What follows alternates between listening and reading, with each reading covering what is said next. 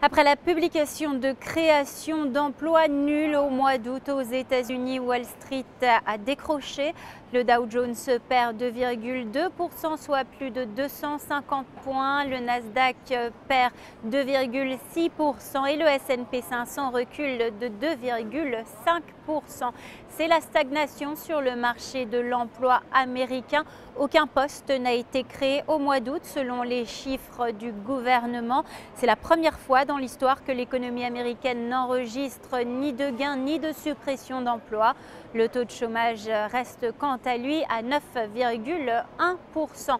Dans ce contexte, les investisseurs attendent avec impatience la prochaine réunion de la Réserve fédérale américaine les 20 et 21 septembre prochains et ils espèrent l'annonce de mesures fortes pour soutenir l'économie américaine.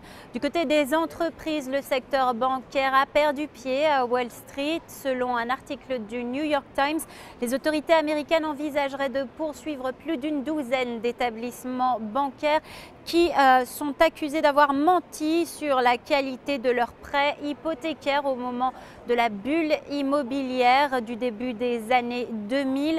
On parle de grandes banques, Bank of America, Goldman Sachs, JP Morgan ou encore Deutsche Bank sont concernés. Le titre Bank of America chute de 8,3%. Celui de JP Morgan perd 4,6% sur le Dow Jones ce vendredi soir.